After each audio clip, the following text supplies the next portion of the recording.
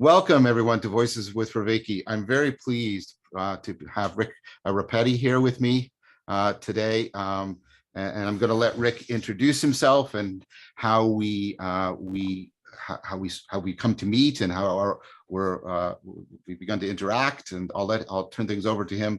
I'll just do a brief preface and say, if you're interested in meditation, mindfulness, and the connections to philosophy and wisdom, you better start reading and paying attention to Rick's work, because I think it's really central and important. So welcome, Rick. It's a great pleasure to have you here.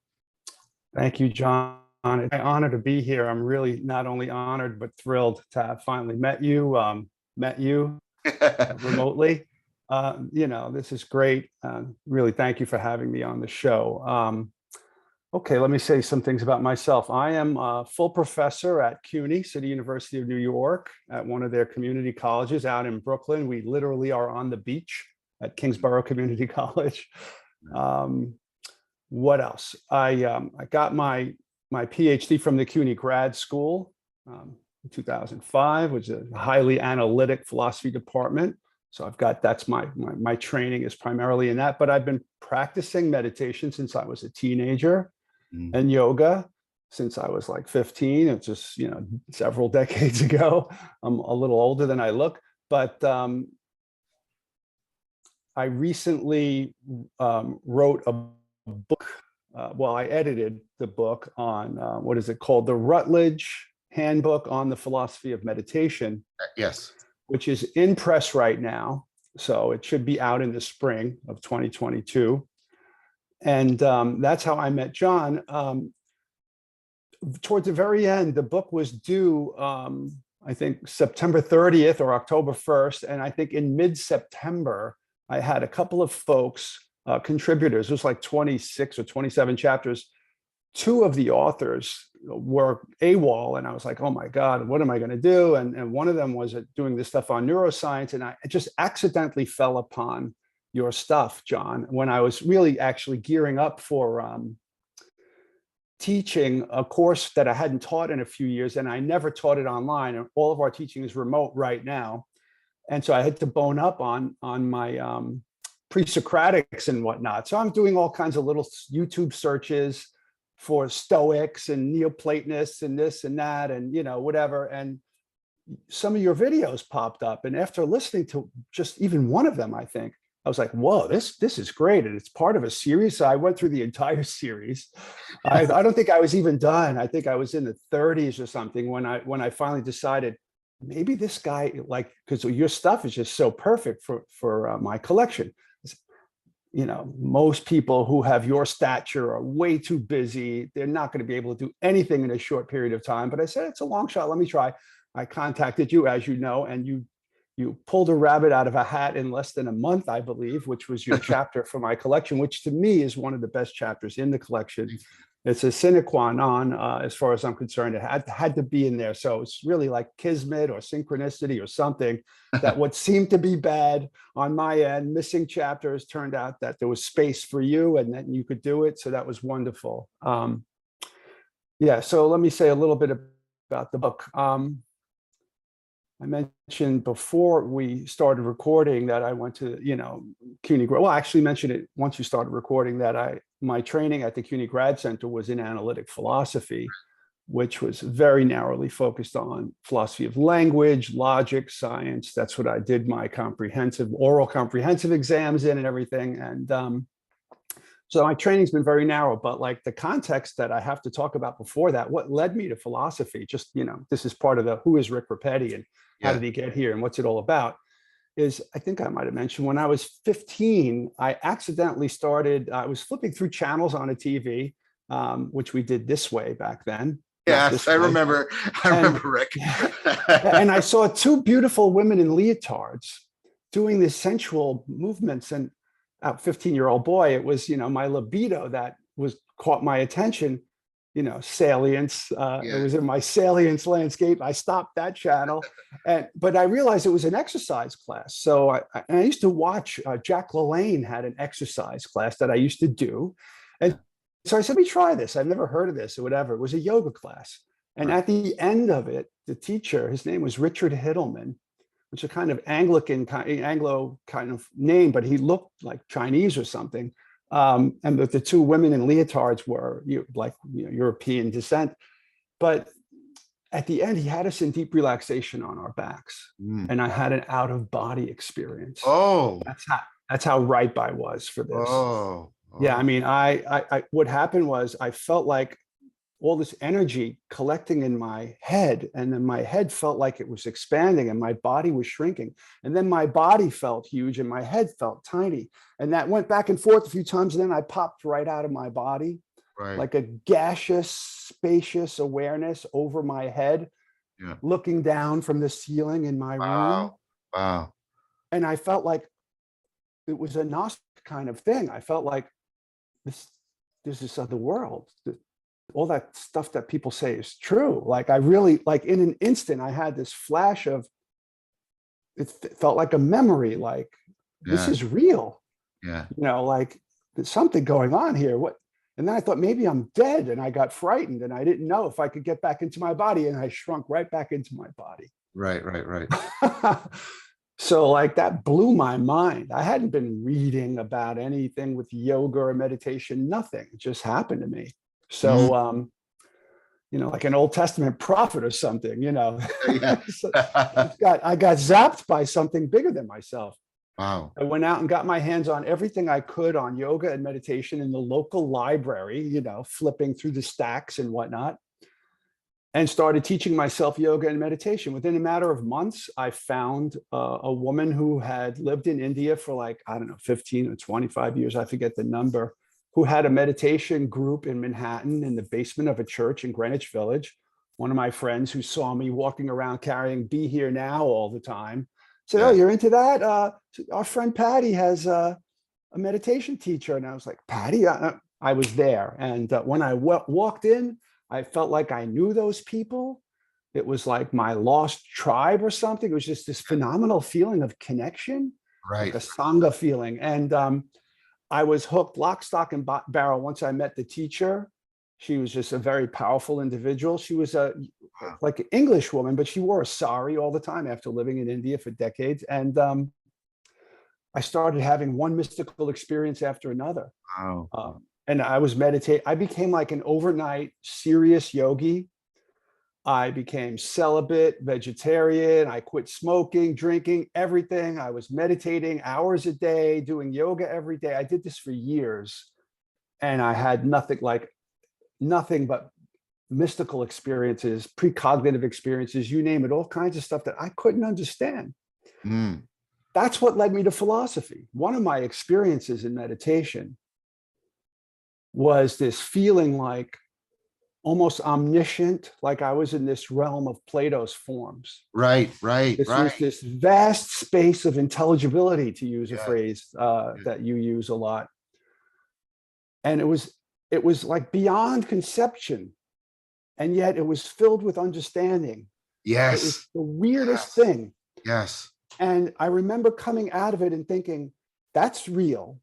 That's more real than this. Yes. I can't verbalize that, Yes. but I need to study philosophy and linguistics and things like that in order to be able to try to even understand and communicate that and improve my, relationship with that. And that's what directed me to philosophy. But then when I got to the CUNY Grad Center, I mean, as an undergrad, there was classes in ethics, political philosophy, this and that, ancient history, blah, blah. It was all interesting and everything, but very little bit of it ever touched on anything remotely except Plato's Republic, when he talked Right. about the forms. Yes. I've experienced that. Yes. Yes. And like, I wrote a paper about it. My teacher was very impressed with it, but that was the end of that. Right. Right. Nobody else cared about that sort of thing. And he was surprised to hear that you're really a Platonist? And I was like, well, in that regard, yeah. Yeah. So Yeah. One of my other teachers in grad school told me, you have an unhealthy interest in the truth.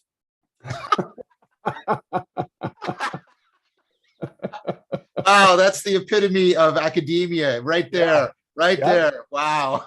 Yeah, the same person. I won't say his name because I like the guy. He's a good man, but he's a very bright guy and he's got a great reputation. But I wanted to focus on cognitive science. And Jerry Fodor was in the program when I was there, and Jerry Katz and Wow. all these other. I took courses with these people, and but this mentor of mine said, no, cognitive science is just like a blip on the screen. It's going to go away in a short period of time. Don't waste your time on that. Do you believe that? Yeah. And I was Wow. like, really? He was like, trust me, I know. I've been around the. It's like, oh, okay. He discouraged me. And we had a concentration in cognitive science in the philosophy program, and I just didn't do it. I almost majored in psychology when I was undergrad because philosophy, I couldn't seem to find enough there. My psychology classes, I tried that. That didn't, it Yeah. wasn't enough. Like, it was like, I knew some stuff that these people didn't know.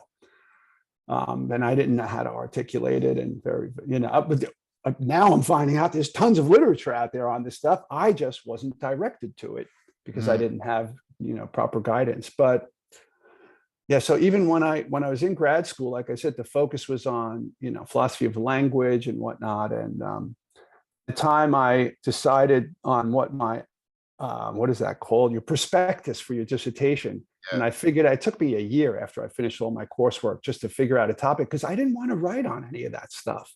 Right. Anaphora and why, material implication is different from ordinary if then, all those kinds of weird issues that Yeah. No. nitpicking analytic philosophy stuff. Yeah. So I was like, yeah.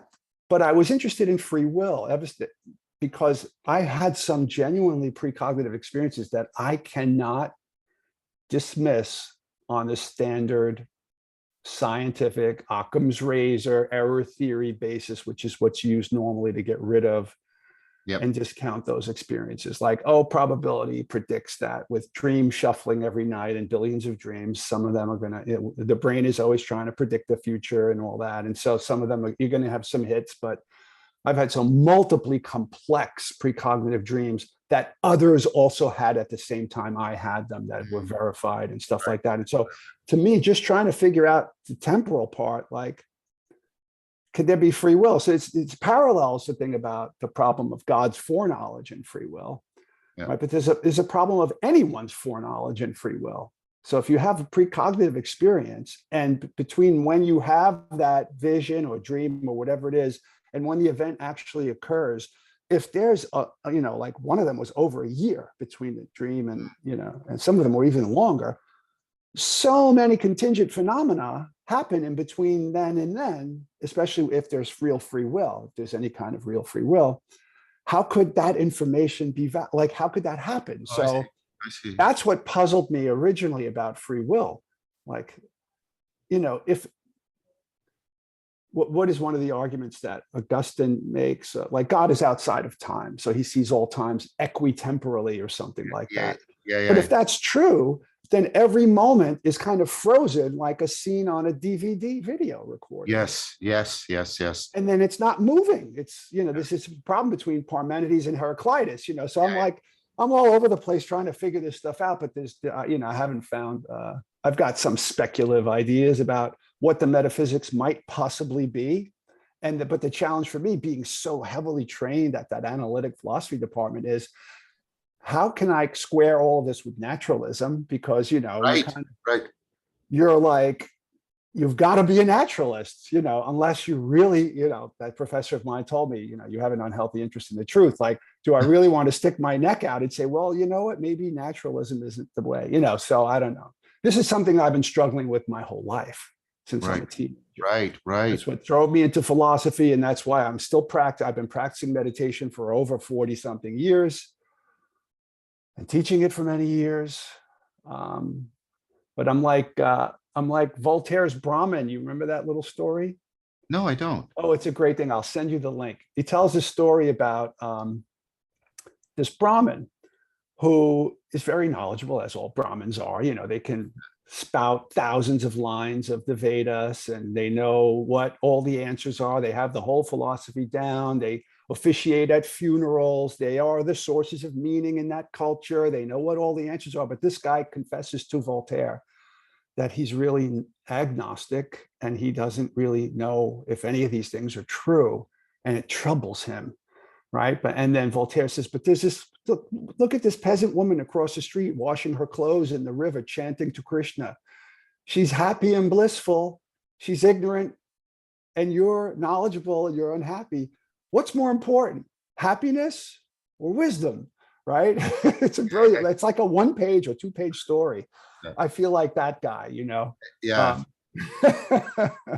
That's a wonderful, wonderful. So that's what, yeah. So, but like, I know that meditation is meaningful, important.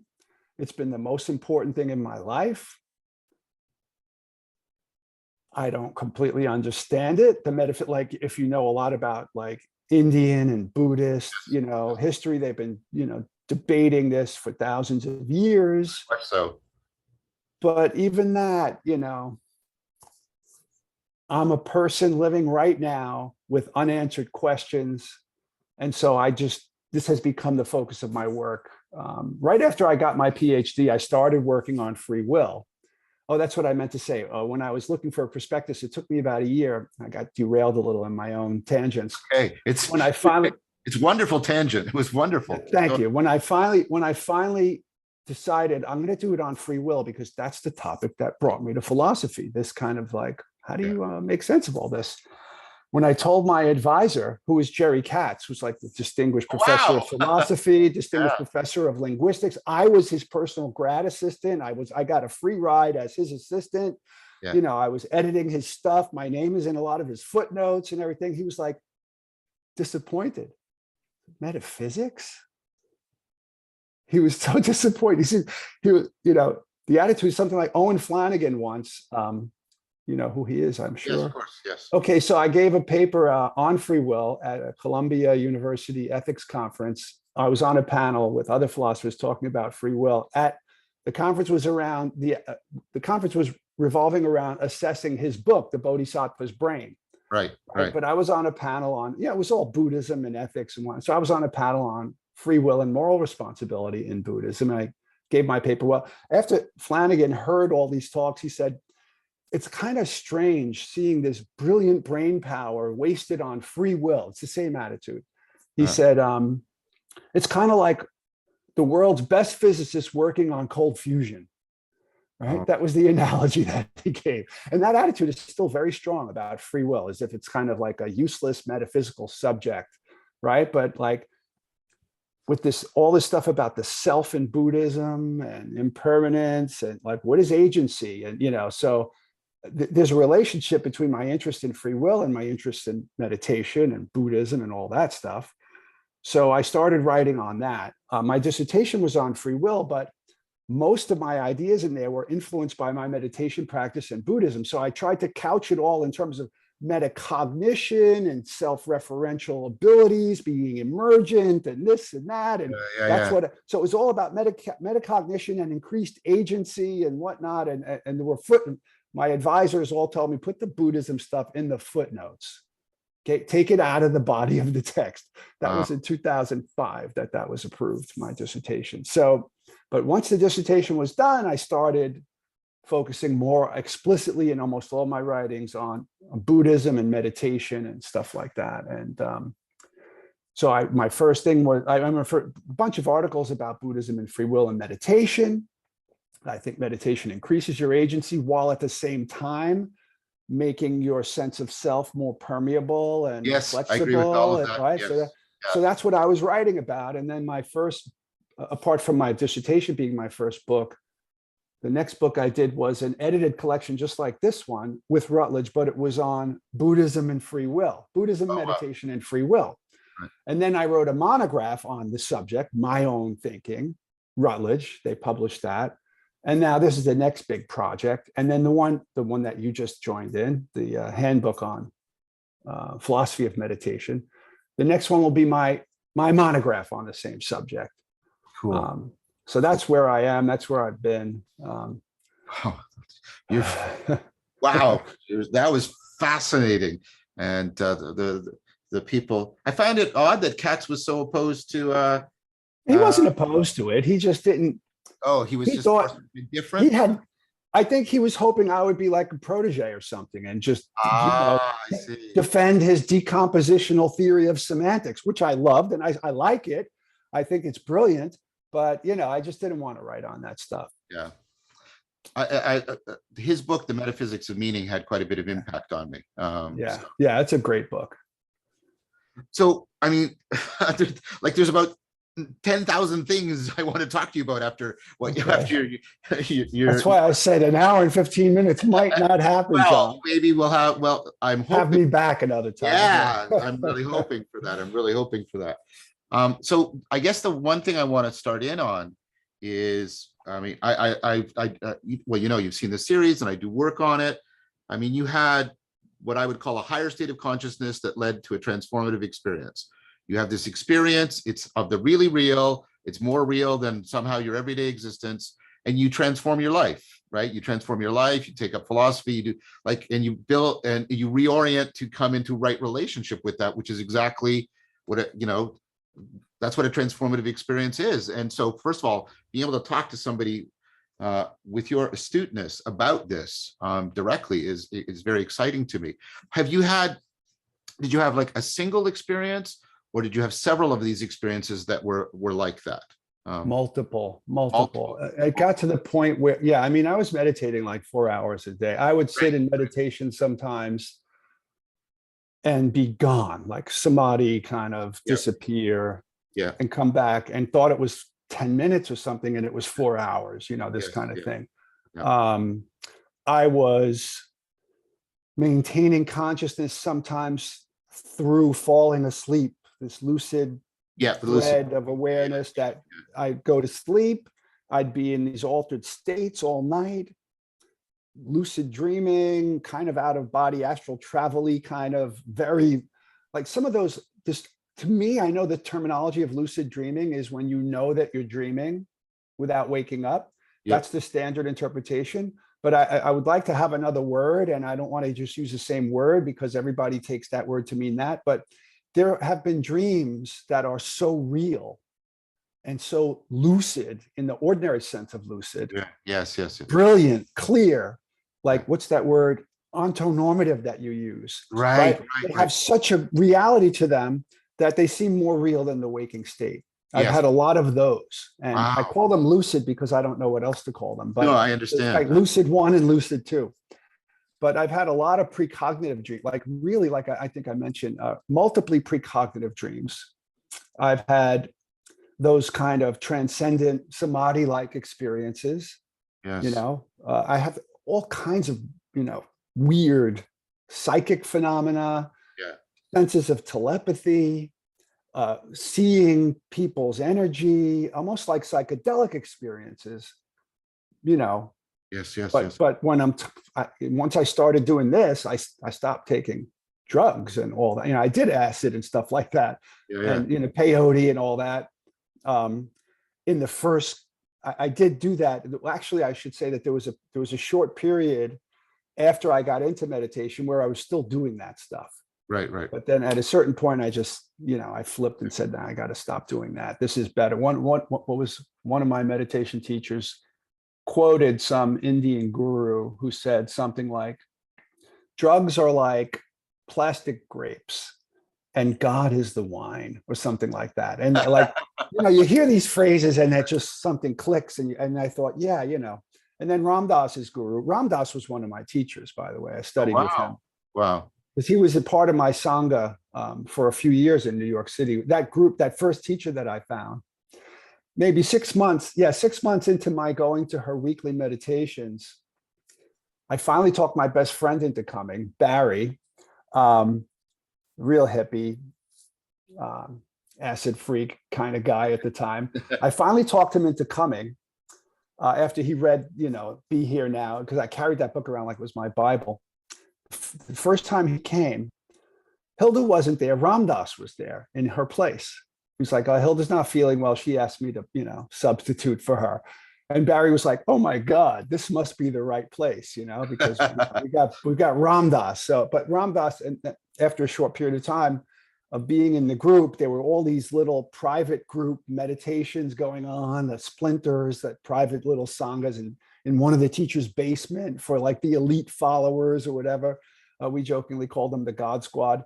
But I wound up getting right into all that in a short period of time. And I had Hilda, Ram Dass, and another woman named Joya, who was very, very spiritually advanced person. She was like a walking ball of psychic energy, or what do you call it? Shakti or chi, or depending on your tradition. I lost my train of thought. I forgot what question I was answering. Did I have just one? No, it got to the point where 24 hours a day, 7 days a week, I was in an altered, mystical kind of state. Right. For a few years. And it got so bad. I mean, I was in my late teens at that point. And then what happened, this is this interesting thing, because you'll like this story. Ram Dass had been with the group for a few years, and he had a falling out with the other two teachers, particularly with Joya, who, according to Ram Dass, wanted to induct him into tantric training. Oh, I see.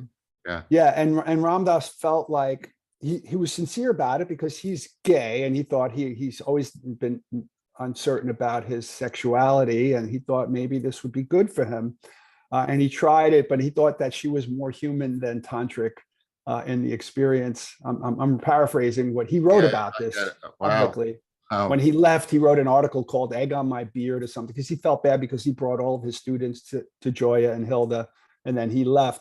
When he left, the other two teachers were pointing the finger at each other, and Hilda said, yeah, it's Joya. You know, she's kind of like, she got the power too quickly. She's kind of like Darth Vader or something, you know, too much power, not without spiritual evolution enough, you know, her ego is still there. And so they were all pointing fingers, and they separated. And to me, I was with them for a few years. My life had been radically transformed. I mean, I really felt like one of the apostles with Jesus.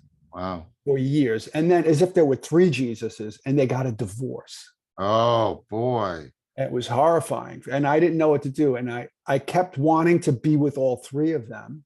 Ram Dass stopped being a teacher. He would give an occasional lecture in a public forum, and I would go to that. But I kept going to Joya's meetings, her separate little meetings, her sangha, satsang, we call it back in that. The Hindu name is satsang. A community of Satya is truth, you know, a community of truth seekers. So, and I kept going to Hilda's, but then Hilda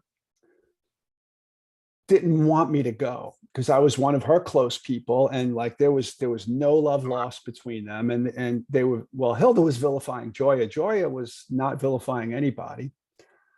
But so I was like that kid who's like, I'm not going to decide between my parents. But then Hilda at one point challenged me and said, look, if you keep going to Joya's, you can't come to the private meetings. You could only come to the open one at the church once a week. So I went there a few times, but after a while, I just didn't like that whole scene. And it was a horrific loss of support for me.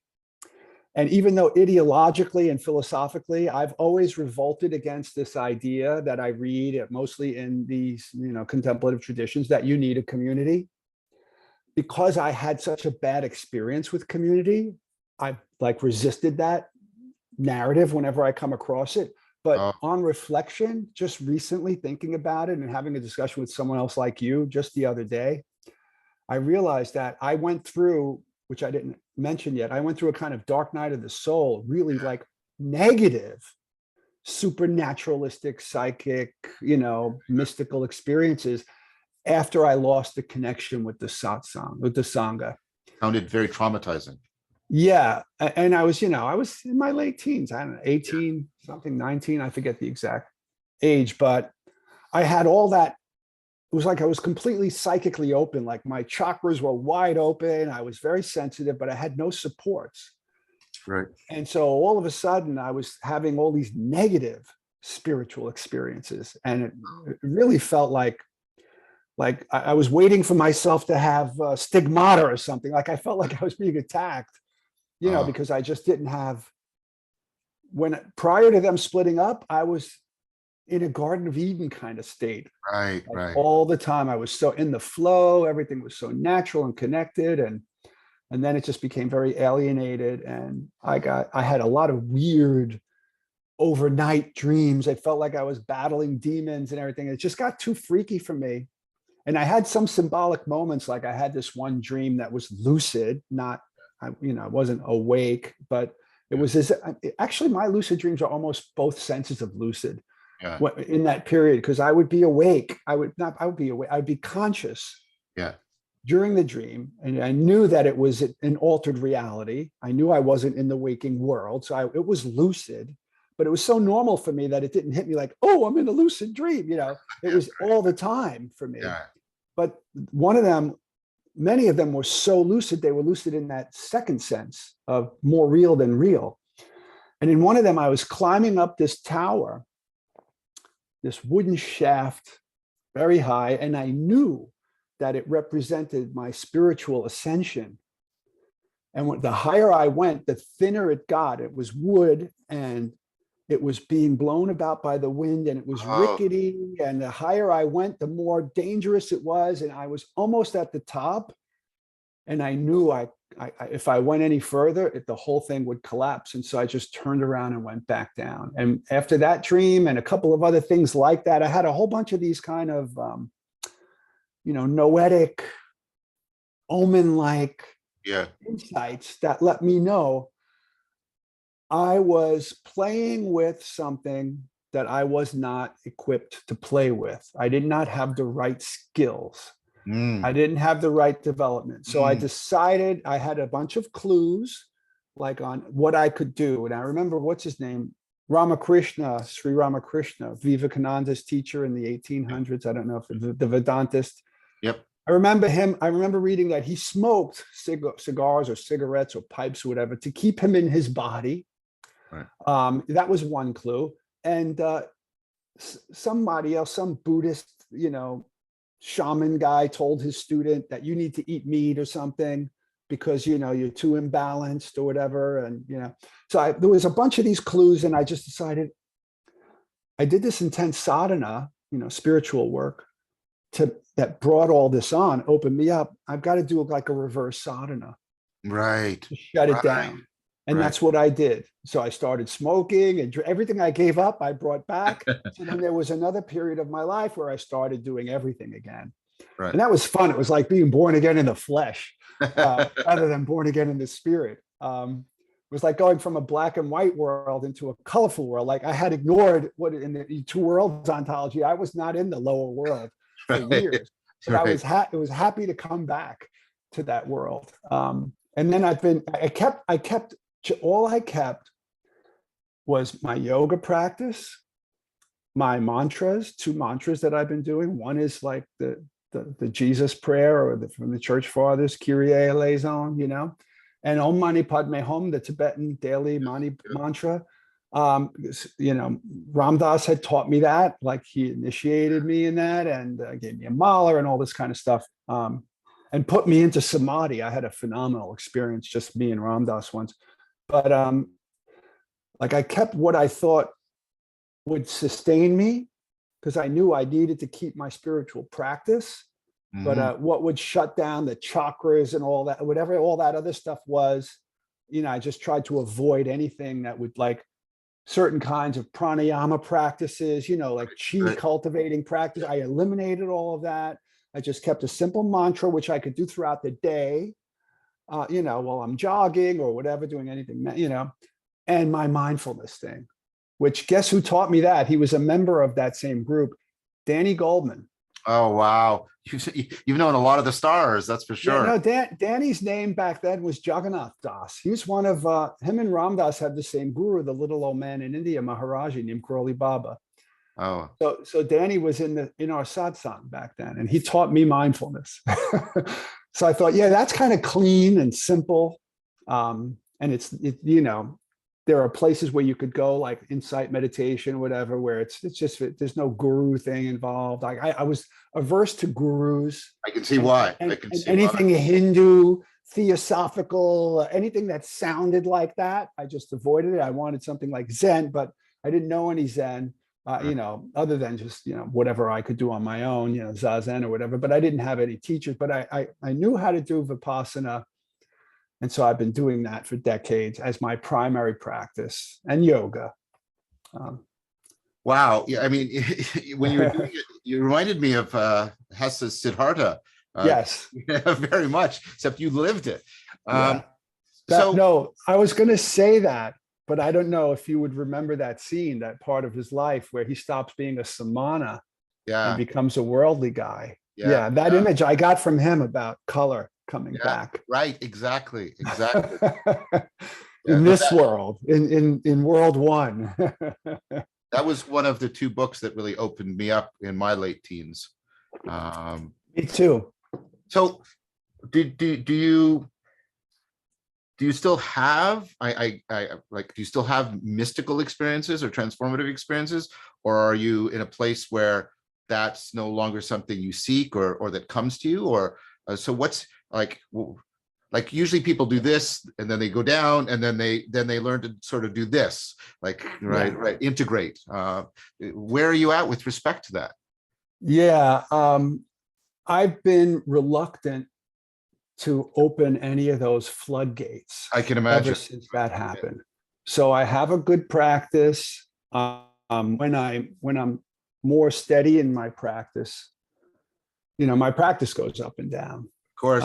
But I do yoga virtually every day, and I do various different kinds of little meditative things every day. And if you've been a multiple decades practitioner, meditation infuses a lot of your life. Of course. When you're washing dishes or what, so many different, but I also sit. And, but when my sitting practice gets a little deeper, I go deeper. But even if I'm only sitting for 20 minutes sometimes, or a half hour or 40 minutes or whatever, I'll go in the zone where it's a Gnostic place, where my philosophical concerns don't matter to me at all.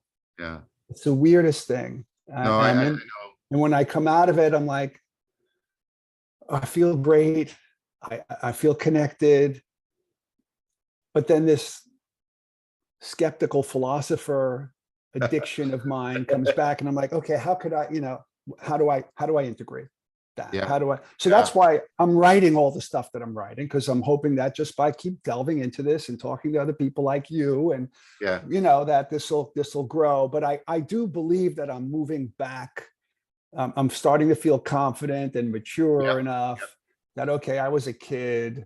I had a libido, I had an ego, I had all kinds of stuff that I didn't know about, like that you say, like 99% of what we do is not consciously calculated. But like I feel kind of grounded enough to where I'm not so worried about that anymore. But I'm very busy, so I don't have time to meditate 4 hours a day. But I am moving in that direction. Yeah, that's amazing. That's amazing. I'm glad, Rick. First of all, I'm really glad to have met you, and I hope this is an ongoing thing. So do I. Listen to me. After hearing all the things, not just the series of the 50 lectures, but a couple of these voices with Vervaeke. Just yesterday, I listened to something that published, I think, the day before, but it was recorded in September. The 4 Horsemen of Meaning. Oh, yeah. That was awesome. Everything I listened to you that you're on, I'm like, wow, I wish I would have known this guy, when I was in grad school, so my trajectory would have been, I would have been more equipped, I think, to deal with the issues that I'm struggling with. But it's never too late. But I even think that it might be the case. Like, I don't know, when you talk about providence and things like that, like, I'm very skeptical of this mantra almost. It's like a proverb. Everything happens for a reason, like I ripped that thing apart with Occam's razor and error theories, and like there's no way you could possibly calculate that or test that or anything. So like it's like useless. But sometimes there are other ways of understanding the same thing. Like it maybe even if it's just, well, it worked out for the best, right? Okay, so that's naturalistic. It worked out for the best. Okay, let's go with that minimalistic version of it. But like me struggling and going through analytic philosophy, going to it because of that vision that said you need to study philosophy, not getting what I need, but becoming such a skeptic and an empiricist and everything that made me challenge. Like I really doubt my incredibly Gnostic, noetic experiences. I'm Yes. capable of doubting them from a rational perspective Yes. better than anybody else. I can, I ask people, I'll tell them this is what happened to me, debunk it, right? But I could do it, like this. Yeah. But I think like that was good because like you want to reverse engineer enlightenment, right? If I can address the skeptic in my own head to my own satisfaction Yeah. about the validity of my experiences, then I've done great work in my life. Yeah. If I could Yeah. share that with others. Yeah. Yeah. So I think my struggle, my existential, philosophical, psychological, spiritual struggle is a good one. Yeah. Wow. I think that is extremely well said and extremely pertinent. Oh, okay.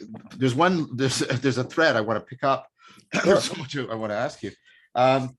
Now you said this because I had a somewhat similar experience. I break out of fundamentalism. I start doing all this stuff, and I'm in the depths of the meaning crisis and all this stuff. My own personal version of it.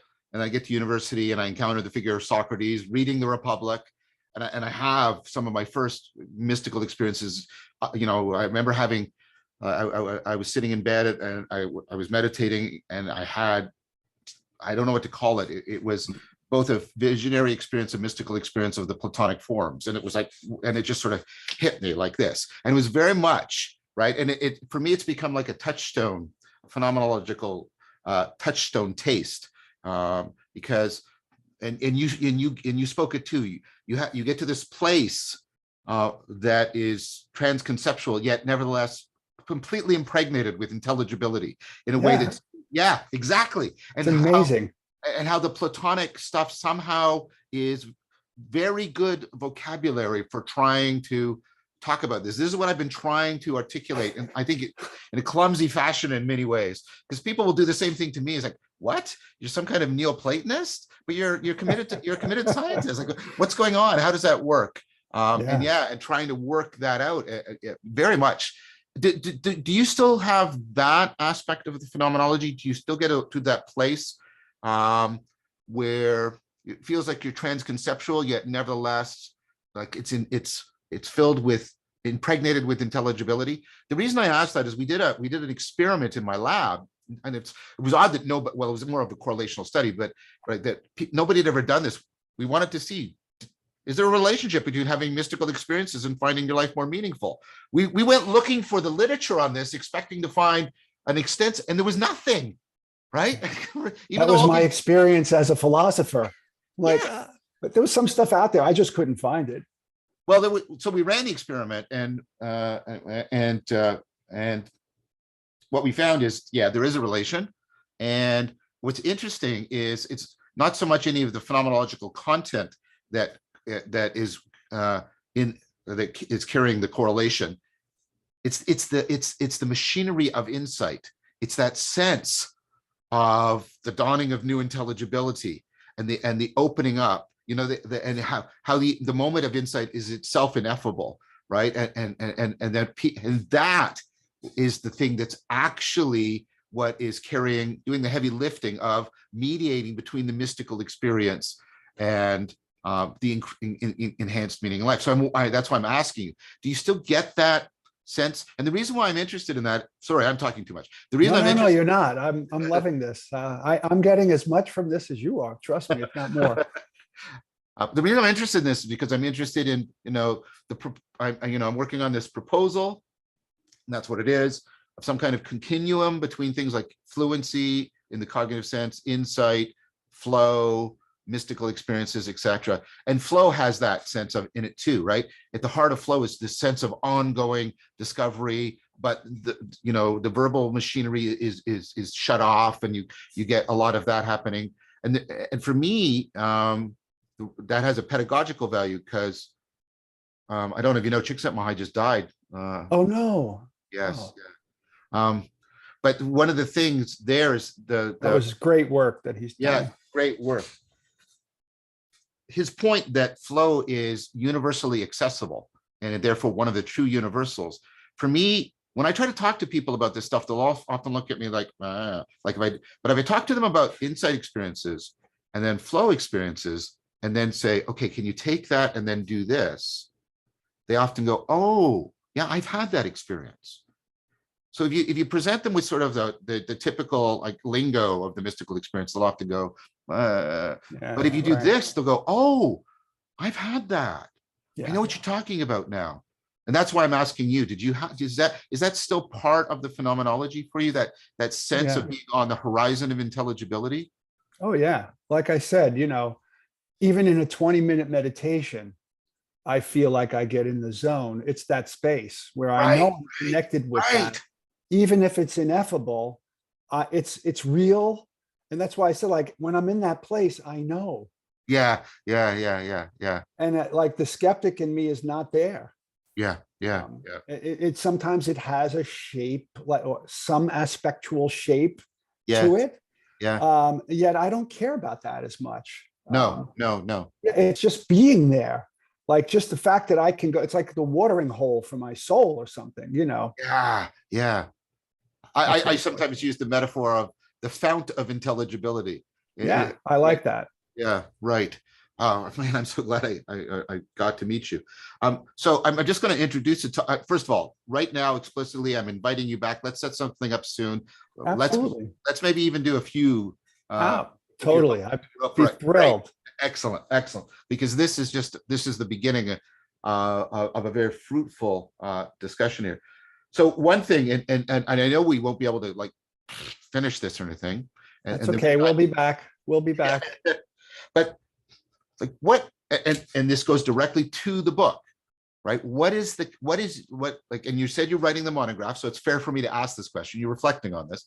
What is the connection between philosophy and the meditation contemplation, right? And I understand there's two different meanings to this word philosophy. There's what you and I were both taught. I was brought up in the analytic tradition too. It's the conceptual analysis and reflection on the fundamental conceptual structures of language or science or maybe art, right? You can do that if you do it right, and right, stuff like that. All of that. Philosophy of X. Yes. Yeah. And I don't begrudge all of the tremendous tools that education gave me.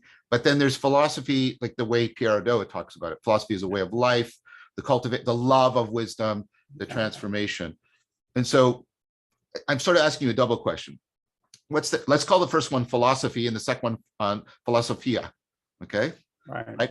So what's the connection between meditation and philosophy and meditation and philosophia? How's that for a very open-ended and provocative question? That's a perfect question for the editor of the book. Yes.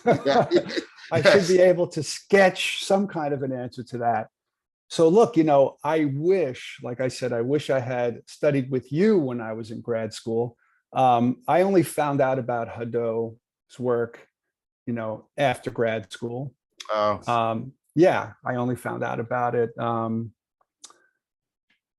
After I was done. I was already teaching and everything. But I love that approach, and I'm like learning a lot, but like that's the contemplative path. If you're a meditation practitioner, you're doing philosophy as a way of life. Yes. Already. So, but like there are crossovers between the two. There are many people who do philosophy as a way of life who have no interest in the kind of work that analytic philosophers do. Yes. Right. And this is another thing that I'm learning just from listening to you. I've had a very hard time penetrating continental philosophy because I got a training in analytic philosophy from undergrad straight through grad school. And it was always treated as hooey. Yes. Because it's hard to get through the language and the metaphors and all that kind of stuff. And it's so abstract, and it's not like logical deductive in the same way that, Cartesian, Yep. So I never learned all that, but now I'm really seeing a lot of brilliant, useful stuff in that, like in phenomenology and in Heidegger and all that shows the connection between the two. Right. but I'll tell you, one of my meditation teachers, a woman in the Burmese, she was one of Goenka's students. Her English name is Ruth Dennison. I don't know if you know her, but I know of her, yes. Damadana is her spiritual name. Well, I did a retreat with her, and I remember she defined just off the cuff in like one of her lectures about to lead a meditation. She said, "Oh, mindfulness is just extraordinary attention to ordinary experience." And I fastened on that, and I thought, philosophy is extraordinary attention to ordinary experience. Beautiful, beautiful. Yeah, and I've been using that, and I've added like, well, for the Western analytic, not necessarily continental, but maybe it might apply to that as well. I've added to that, like I changed one word. Instead of analysis, or no, attention, instead of extraordinary attention to ordinary experience, I said extraordinary examination of ordinary experience. That's what goes on in academic philosophy, right? Whereas maybe in the philosophia, the mindfulness thing is perfect the way it is. But like, so then there's this distinct, I'm trying to get out too much all at once, so I'm getting excited. I share it. I know that happens to you. But I'll add this phrase, extraordinary examination of ordinary experience, and the concepts, language, beliefs, theories, worldviews, etc., arising in connection therewith, right?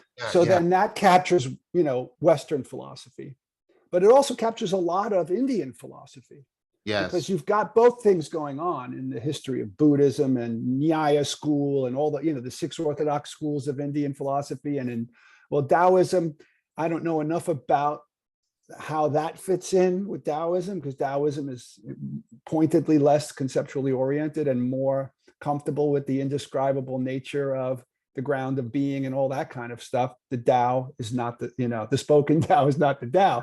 So we don't focus on the spoken part that much, except pointing, but so that's part of my answer to that question, right? That, they can both be considered part of some, and the language isn't perfect, but there's some meta category that includes extraordinary examination of ordinary experience and the language and all that stuff, and just attention to and transformation of, like what I've heard you say, when you get an insight, you realize I have to train this.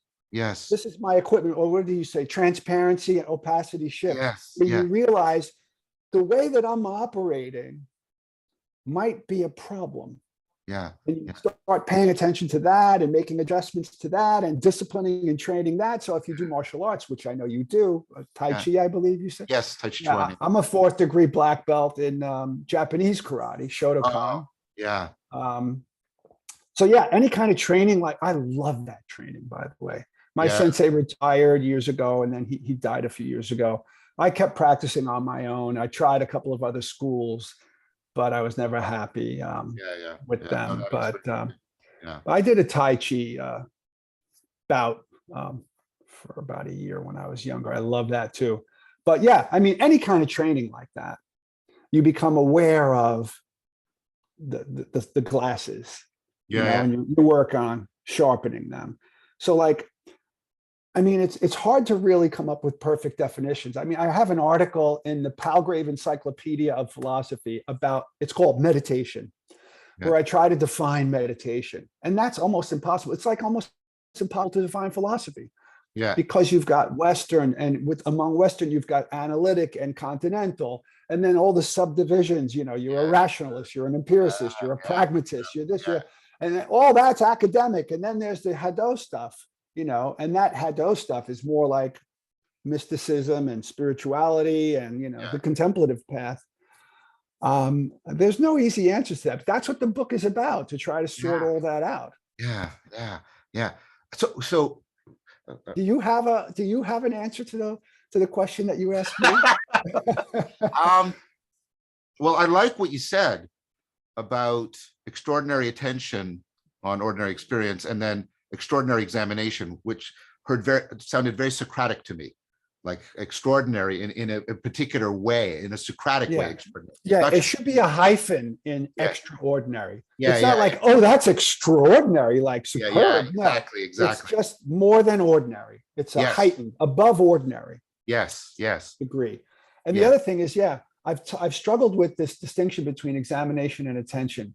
So you know that as a meditator, you can just glue your focus on X yes, and yes, just yes, keep it there, yes, right? That's a training, yes, right?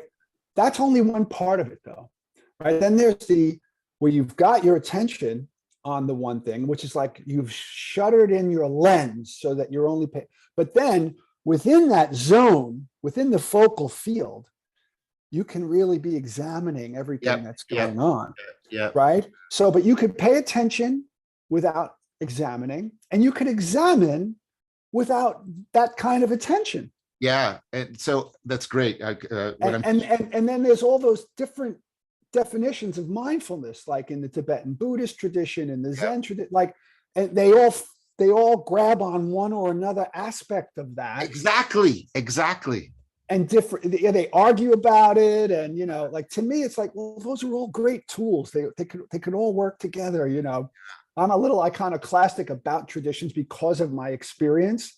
I've been kind of forced to find my way. Like, I'm like, okay, I have the honeybee philosophy. I like, okay, you're a teacher, a teaching, a philosophy, a doctrine, whatever it is. If there's something in there I could use, it's pollen, I'll take it. I'm going to make my own honey. And I reject these traditional things. Well, you got to do it this way. In our system, you start here, go there, and then the next step. And you know, I'm more like Krishnamurti. You Yep. know, You and I are like that too. yeah.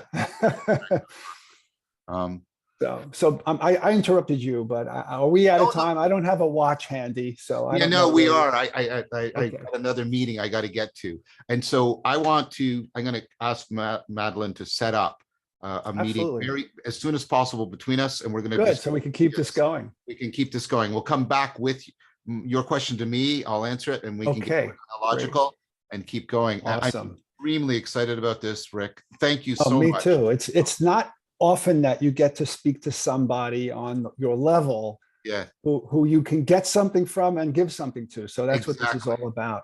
this is fantastic. All right, John. Thank you. Great. Awesome. Thank you.